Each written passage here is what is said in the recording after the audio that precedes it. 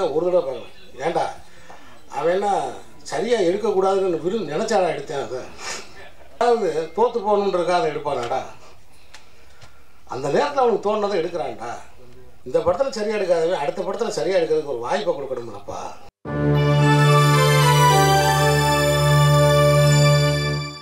இந்த மாதிரி நம்ம வந்து ஒரு விஷயம் இருக்குது. இந்த மாதிரி படங்களுக்கு அது நிறைய ஆர்டிஸ்ட் இருக்காங்க இந்த படத்துக்கு. இப்போ நான் எடுத்த படத்துலேயாவது கொஞ்சம் ஆர்டிஸ்ட்லாம் ரொம்ப கம்மி. பட் இந்த படத்தில் நிறைய தெரிந்த முகங்கள் நிறைய இருக்காங்க. ஸோ இந்த மாதிரி படங்களுக்கு பத்திரிகையாளர்கள் தான் பெரிய பலம், ஊக்கம். விரும்பினாலும் விரும்பாட்டினாலும் விமர்சனத்தை யாரும் தடுக்க முடியாது. ஒரு படைப்புன்னு வந்துவிட்டால் அந்த படைப்புக்கு விமர்சனம் கண்டிப்பாக தேவை. விமர்சனத்தை கட்டுப்படுத்த நினைப்பது அப்படிங்கிறது ஜனநாயகத்துக்கு விரோதமான ஒரு செயல். விமர்சனத்தை கட்டுப்படுத்தணும்னு நினைக்கவே கூடாது. விமர்சனம் தான் வந்து அடுத்த படைப்புக்கு நமக்கு ஊக்கம். விமர்சனம் தான் உரம். ஆனால் நம்முடைய திரையுலகம் எதை பார்த்து அச்சப்படுது, எதை பார்த்து பயப்படுது அப்படின்னா விமர்சனம் என்கிற பெயரில் வருகிற அவதூறை தான் பார்த்து பயப்படுது. அதுவும் இன்னைக்கு இருக்கிற இணையதள வாழ்க்கையில் ஒவ்வொரு விஷயத்தையும் கவனமாக செய்ய வேண்டியதாக இருக்குது. ஒவ்வொரு விஷயத்தையும் ரொம்ப கவனமாக செய்ய வேண்டியிருக்கு. அப்போ நெகட்டிவ் ரிவ்யூவில் நெகட்டிவ் ரிவ்யூவர்ஸ், பாசிட்டிவ் ரிவ்யூவர்ஸ் அப்படின்னு வெவ்வேறு வகைகளை பிரிக்கிற அளவுக்கு விமர்சகர்கள் பெருகிட்டாங்க. ஸோ இது வந்து யாரும் வந்து கண்ட்ரோல் பண்ணி, ஏன்னா இதற்கு பின்னாடி இருக்கக்கூடிய தனிநபர்கள் பெருங்கருணையோட நான் வேண்டி கேட்டுக்கிறேன். பெருங்கருணையோட நான் சின்ன பையனாக இருக்கும்போது எங்கள் பாட்டியோட தேட்டருக்கு சினிமாவுக்கு போவேன். அப்படி ஒரு சினிமாவுக்கு போகும்போது ஒரு படம் எங்கள் பாட்டிக்கு பிடிக்கவே இல்லை. ஒரு படம் எங்கள் பாட்டிக்கு பிடிக்கவே இல்லை. இப்போ தான் எங்கள் பாட்டி இறந்தாங்க. 90 வயசில் இறந்தாங்க. மதுரையில் மேலவாசி வீதியில். அந்த படம் எங்கள் பாட்டிக்கு பிடிக்கல. படம் பார்த்துக்கிட்டு இருக்கும்போது தூங்கிட்டாங்க. வெளியில் வந்தால் அடுத்த ஷோ பார்க்குறதுக்கு கூட்டடிப்பாங்க இல்லையா, அதில் ஒரு அம்மா கேட்குது, என்னம்மா படம் எப்படிம்மா இருக்குது, என்னப்பா படம் எப்படிம்மா இருக்குது, ஒரு தடவை பார்க்கலாம்ப்பா. நான் உன்னை எங்கள் பாட்டிகிட்ட கேட்டேன், உனக்கு தான் படமே பிடிக்கலையே, தூங்கிட்டே, அதெல்லாம் ஒரு தடவை பார்க்கலாம். நீங்கள் பழைய ஆளுகள்லாம் பார்த்தீங்கன்னா ஒரு தடவை பார்க்கலான்னு சொல்லுவாங்க. அதெல்லாம் ஒரு தடவை பார்க்கலாம். ஏன்டா அவன் என்ன சரியாக எடுக்கக்கூடாதுன்னு நினச்சாடா எடுத்தேன். அதை அவனுக்கு தோணுனதான் எடுத்தான்டா. அவன் எவனாவது தோற்று போகணுன்றதுக்காக அதை எடுப்பானாடா. அந்த நேரத்தில் அவனுக்கு தோணுனதை எடுக்கிறான்டா. அவனுக்கும் குடும்ப குட்டி இதுக்கு பின்னாடி தொழில் இருக்குல்லப்பா. அப்படி நம்ம நல்லா இல்லைன்னு சொன்னால் தேட்டர் வாசலில் நிற்கிறேன் திரும்ப போயிடுவான்லப்பா.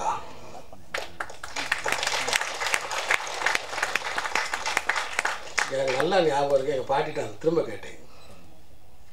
கேட்டேன் இதை ஏன் இப்படி சொல்கிற? ஆமாப்பா இது தொழில்ப்பா. இந்த படத்தில் சரியாக எடுக்காதவே அடுத்த படத்தில் சரியாக எடுக்கிறதுக்கு ஒரு வாய்ப்பை கொடுக்கணும்லப்பா. ஒரே ஐடியா எதையாவது சொல்லி அவன் குடும்பத்தில் வந்து நம்ம வந்து கெட்டது செஞ்சிடக்கூடாதுலப்பா அப்படின்னு நான் வந்து ஒரு 18 வயசாக இருக்கும் 16 வயசாக இருக்கும்போது எங்கள் பாட்டி எனக்கு சொன்னது, உலகத்திலேயே தர்மமான விமர்சன பார்வை என்பது இதுதான்.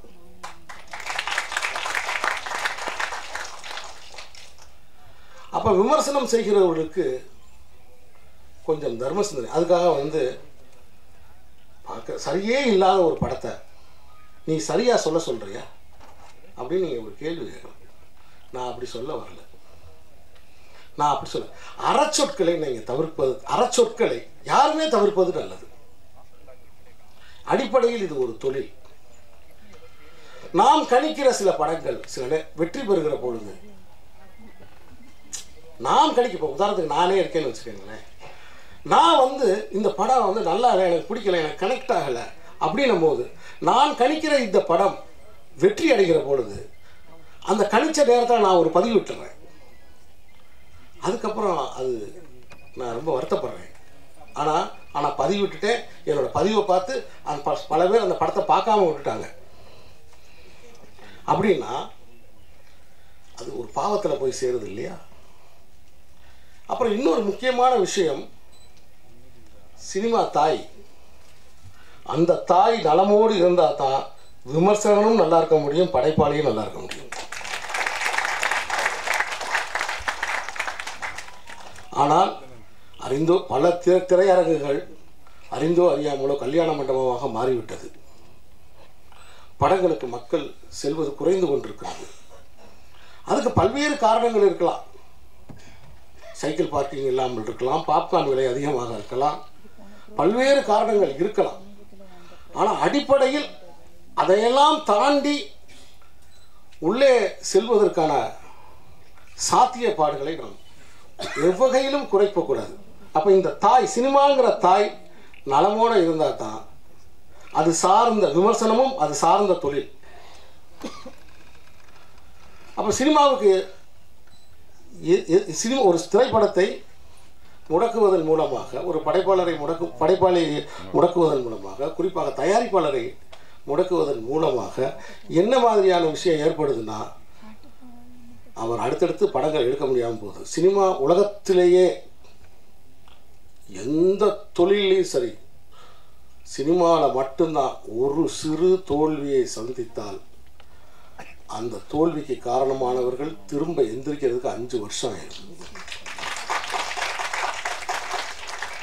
7 வருஷம் ஆயிடுது, 8 வருஷம் ஆயிடுது. எந்திரிக்காமல் போனவங்க பல பேர் இருக்காங்க. ஒரே படத்தோட இந்த சினிமாவில் அசோசியேட்டாகவே இருந்துக்கிட்டு இருக்கிற, கோ டைரக்டராகவே இருந்துக்கிட்ட எண்ணற்ற படைப்பாளிகள் இருக்காங்க. அது டைரக்டர் ஆகிட்டு மறுபடியும் அசோசியேட்டாக போய் ஒர்க் பண்ணுறதுக்கு பாருங்கள், அது எவ்வளோ கொடுமையானதுன்றது எனக்கு தான் தெரியும். ஏன்னா நான் முதல் படத்தில் தோற்றவன். என்னுடைய சுய அனுபவத்திலிருந்து நான் அதை சொல்கிறேன், என்னுடைய சுய அனுபவத்திலிருந்து சொல்கிறேன். ஆகவே எல்லா வகையான நிறை குறை எல்லாவற்றையும் நீங்கள் எல்லாருமே மனிதர்கள், எல்லோருமே பிறரை வாழ வைக்கிறதுக்காக இந்த உலகத்தில் பிறந்திருக்கோம். ஆக எல்லோருடைய விமர்சனம், அதனால் விமர்சனத்தை முடக்கி விடுவது, விமர்சனத்தை அது பண்ணிடுவது, தியேட்டர் வாசலில் இருக்கிற மக்கள்கிட்ட கேள்வி கேட்கக்கூடாது அப்படின்னு சொல்கிறதெல்லாம் இந்த பிரச்சனைக்கு தீர்வாக நிச்சயமாக இருக்காது. சம்பந்தப்பட்ட ஒவ்வொரு விமர்சகர்களும் சுய வெறுப்பு இன்றி அந்த ஏன்னா ஒரு விமர்சனம் மட்டும்தான் ஒரு கலையை செழிக்க வைக்க முடியும் அப்படிங்கிறது என்னுடைய ஆழமான நம்பிக்கை. ஏன்னா விமர்சனம் இல்லைன்னா சினிமா அடுத்த கட்டத்துக்கு வளர்ந்து போகாது, இன்னொரு கட்டத்துக்கு இடத்தை நோக்கி கண்டிப்பாக போகாது.